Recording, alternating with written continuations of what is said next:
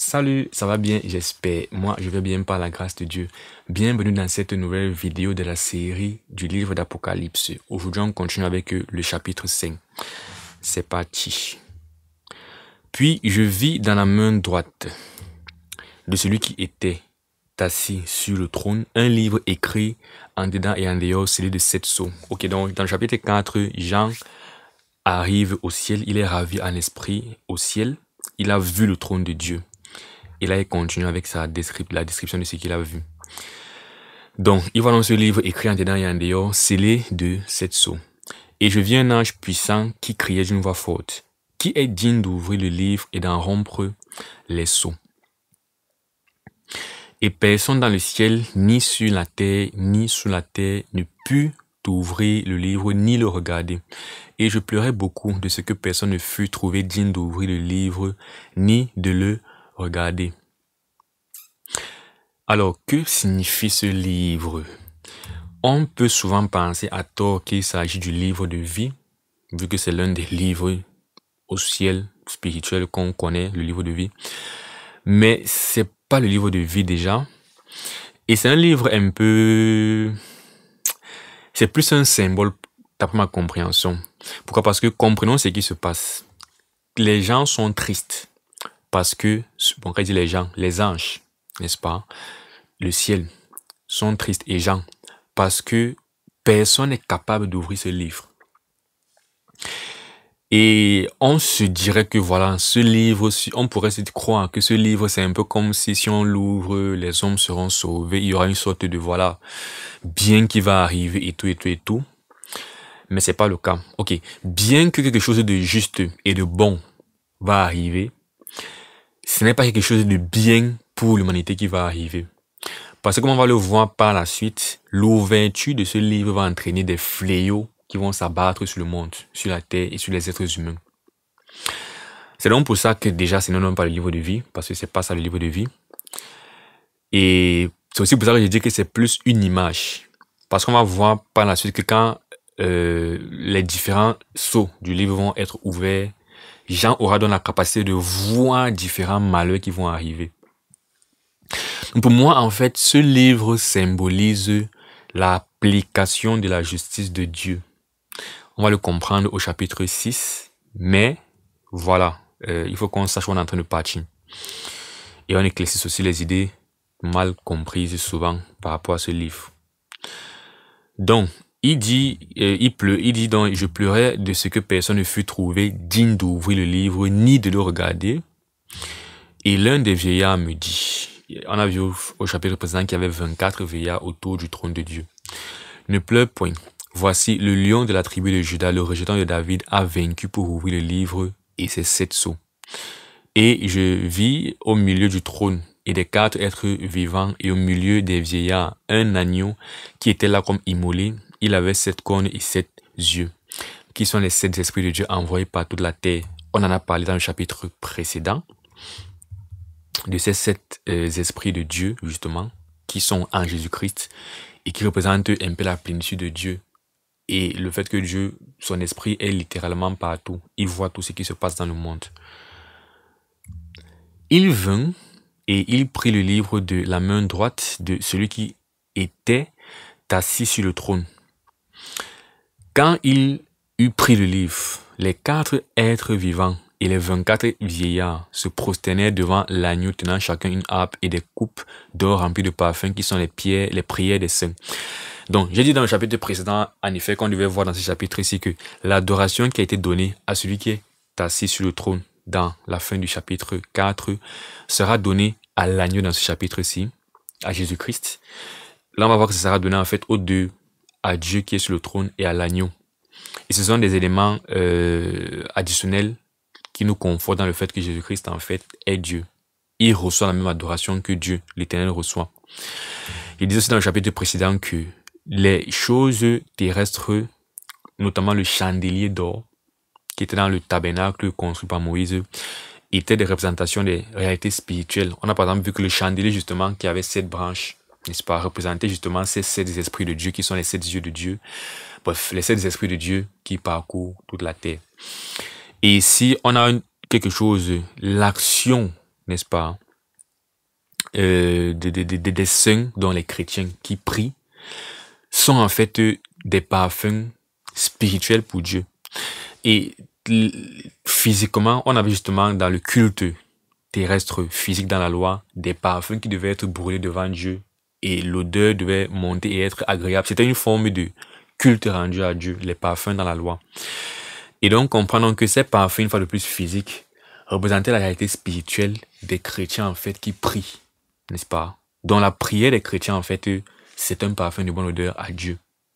Et même cette représentation spirituelle de la prière par le parfum physique, même cette prière a encore une représentation spirituelle encore dans le ciel par, comme il est en train de dire, il y a des parfums devant le trône de Dieu. Donc, tenant chacun une harpe et des coupes d'or remplies des parfums qui sont les prières des saints. Et donc, je pense que toute personne en lisant sa prière des saints, comme je viens de l'interpréter, comprendra logiquement que quand on parle de prière des saints, on parle des chrétiens. Maintenant, bizarrement, faudrait pas que le sens du mot saint change plus tard quand on va lire le livre d'Apocalypse. Pourquoi? Parce que on a vu spontanément que saint, ça renvoie à chrétien dans ce passage. Dans la Bible, généralement, vraiment, le mot saint renvoie aux chrétiens. L'apôtre Paul a dit, nous sommes citoyens des saints, nous sommes des saints, écrivez aux saints et tout ça et tout ça. Mais il y a une doctrine qui tend à enseigner que, je l'ai dit dans le chapitre précédent, que l'enlèvement de l'Église aura lieu avant que l'Antéchrist ne vienne, avant la grande tribulation. Et l'une des choses qu'ils enseignent justement pour soutenir ça, c'est que dans le chapitre 4, lorsque Jean est ravi en esprit au ciel, il disait que c'est une sorte de symbole de l'Église qui est enlevée à cette période qui est donc avant, puisqu'on n'a pas encore parlé de tribulation à cette époque du chapitre, à ce niveau, au chapitre 4. Donc le fait que Jean soit allé au ciel, ou bien que l'Église soit ravie en esprit au ciel, avant qu'on ne parle de tribulation, symbolise que l'Église sera aussi enlevée avant la tribulation. Ça, c'est une chose qu'ils enseignent par rapport à ça. La seconde chose, donc, c'est que au chapitre 13, du coup, on va faire un saut là-bas avant de revenir. On va voir que la bête qui est l'Antéchrist, en fait, va faire la guerre et va vaincre, donc tuer des saints. Elle ouvrit sa bouche pour proférer des blasphèmes contre Dieu, pour blasphémer son nom et son tabernacle et ceux qui habitent dans le ciel. Ça, c'est clairement l'Antéchrist selon 2 Thessaloniciens, chapitre 1 ou 2. Et donc, au verset 7, on dit que il lui fut donné de faire la guerre aux saints et de les vaincre. Alors, si l'Église sera enlevée avant que l'Antéchrist ne paraisse, comment l'Antéchrist paraît et fait la guerre aux saints? Donc, non. Les saints ici, et donc, du coup, pour contourner ça, ils vont nous dire non, ici les saints, c'est pas les chrétiens, les saints, c'est Israël et tout comme ça.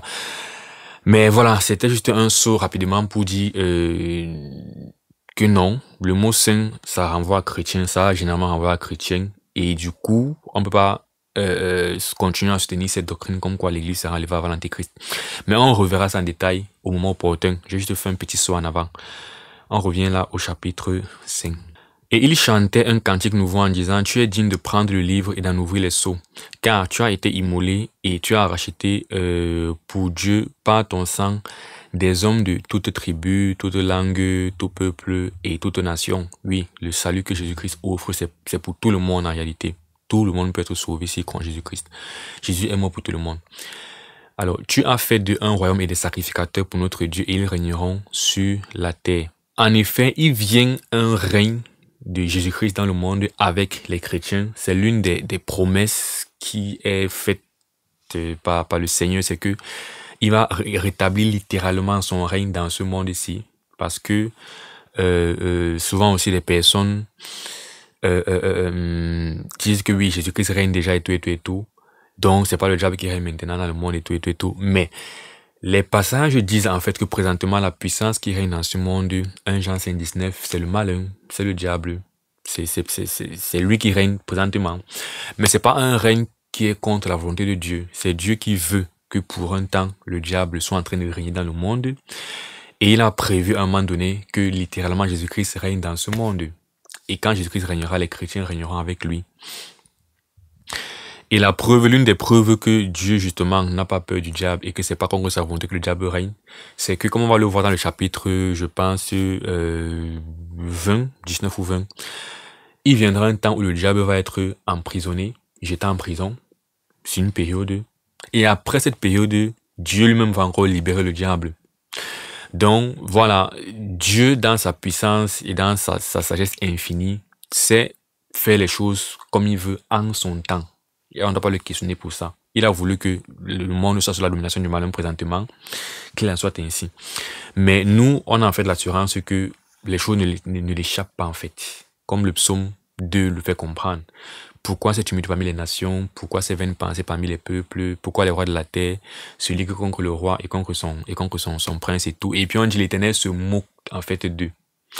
Donc il y a ce truc-là comme qu'on peut avoir l'impression que le monde est dirigé par le malin. Mais en fait, c'est Dieu qui tire les ficelles derrière, n'est-ce pas? Donc, il n'a jamais perdu le contrôle de... Voilà, rien ne surprend, rien ne dépasse Dieu, en fait. C'est ce qu'on doit comprendre. C'est pourquoi quand les choses vont parfois mal et tout dans nos vies, on doit comprendre que si on est enfant de Dieu, ça va aller. Parce que toute chose concourt bien de ceux qui aiment Dieu. Il contrôle tout. Il le contrôle, si on peut dire comme ça là. Ok, on termine. Je regardais et j'entendis la voix de beaucoup d'anges autour du trône et d'êtres vivants et des vieillards, et leur nombre était des myriades, des myriades et des milliers de milliers. Et aussi, parfois, on peut vouloir prendre ça littéralement et se dire combien y a-t-il d'anges en tout au ciel. Vu que je n'ai pas l'impression que Dieu crée encore les anges aujourd'hui, on a plus l'impression que au commencement, Dieu a créé son monde avec ses anges et tout. Et aujourd'hui, il ne crée plus les anges. Ok, on sait qu'une partie des anges, comme on va le voir au chapitre 12, est tombée avec le diable, n'est-ce pas? Mais à ce moment-ci, nous sommes déjà après la chute de certains anges. Donc, on peut se dire combien de bons anges est-ce qu'il reste? Et c'est ça en fait que Jean a vu. Alors, quand on dit myriades de myriades, la myriade, j'ai essayé de regarder en français, ça signifie 10 000 en réalité. Bon, ça a deux définitions. Dans la première, ça signifie 10 000. Donc, si on dit myriade de myriades, ça veut dire 10 000 fois 10 000. Il dit et des milliers de milliers. Donc, voilà. Maintenant, quand on dit milliers au pluriel, c'est compliqué. Mais prenons le minimum. 1000, n'est-ce pas? Milliers de milliers, ça fait 1000 fois 1000. Donc, on a donc 10 000 fois 10 000, c'est 100 millions, plus 1000 fois 1000, c'est 1 million. On a minimum 101 millions d'anges. Minimum. Parce que même myriade, il n'a pas dit une myriade, il a dit des myriades. Donc, ça peut être 10 000 plusieurs fois 10 000 plusieurs fois. Mais en fin de compte, l'autre sens de myriade en français veut dire non comptable, non dénombrable. Et pour moi, ça a plus de sens de dire qu'en fait, c'est impossible de compter les anges tellement ils sont nombreux. Les anges sont en fait aussi nombreux que les étoiles. Et les étoiles, voilà, dans le psaume 139, je pense que Jean, c'est le psaume 139. Il y a un psaume en fait où David dit que Dieu seul en fait, je ne sais pas si c'est un psaume, mais il y a un passage qui dit que c'est Dieu seul en fait qui peut dénombrer les étoiles. Parce que les étoiles sont pratiquement non comptables. Il faut exprimer à quel point ils sont nombreux. Mais voilà, on peut, si on veut s'amuser, essayer d'estimer à quel point ils sont nombreux. Avoir une estimation, c'est de l'ordre de la centaine de millions en réalité. Et c'est bien au-dessus de cela. Alors, il disait d'une voix forte, l'agneau qui a été immolé est digne de recevoir la puissance, la richesse, la sagesse, la force, l'honneur, la gloire et la louange. Donc, voici l'adoration qu'on donne à l'agneau. Comme on a aussi adoré celui qui est assis sur le trône dans la fin du chapitre 4. Une fois de plus, Jésus-Christ a la même adoration que Dieu. Jésus-Christ est Dieu.